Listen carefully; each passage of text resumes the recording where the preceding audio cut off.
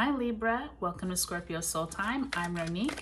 It's a pleasure having you. I hope you all are doing well and hopefully you made it through the eclipse season. It was a very intense one, especially that full moon in Scorpio on May 15th or 16th. If you didn't have a chance to look at those eclipse videos, the one in Taurus and the one in Scorpio, please take a look in the playlist. Today we're going to look at the June 2022 month ahead reading. We are going to pull 8 cards to see how the month goes. If you haven't liked or subscribed to Scorpio Soul Time yet, I would love if you would. It really helps my channel grow. Okay, let's take a look. All right, Libra, so we have the 10 of Wands opening up the month on that first week, as well as the 5 of Cups. So you really look like you have been through the ringer that first week of the month. Second week, we have the 5 of Pentacles. Interesting, you already have 2 5s, so possibly some kind of discord happening, as well as 7 of Swords. You know who also got the 7 of Swords was Virgo, so you might want to take a look at their reading as well if you have any Virgo placements. You have the King of Swords happening that 3rd week of June, along with the High Priestess.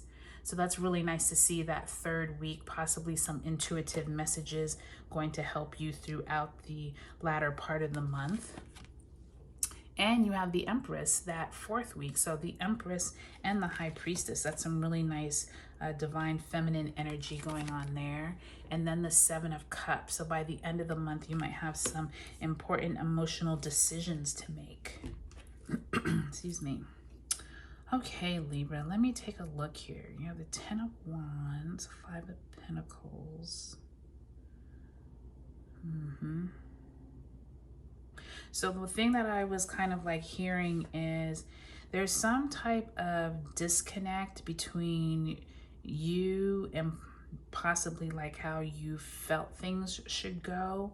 I'm saying that because with this 5 of Cups and this 5 of Pentacles, the 1st and 2nd weeks of the month, there is that time when Mercury goes direct in Taurus on June 3rd, and then Mercury moves into Gemini on June 13th. There feels like you weren't happy about something dealing with your finances. The 5 of Cups, 5 of Pentacles to me are both symbolizing you didn't feel comfortable with your money, or you thought you were going to get, there's some kind of emotional disconnect event around you've worked hard for something and you're not seeing your rewards. And I'm saying that because that first week of the month, we started off, remember, that new moon in Gemini on May 30th. I think it's interesting that this huge moon is here in the back, just kind of symbolizing all of this energy that you have put forth, and you are just tired, like you've been through a lot. And then this 5 of Cups is almost like you're not quite sure if it's like been emotionally worth it, and you're kind of like opening up the month with this kind of like, I am just so tired from like working. I'm so tired of doing things that it doesn't feel like I'm like getting emotionally supported. And I don't know if it's emotionally supported from other people, or you're just feeling like in your own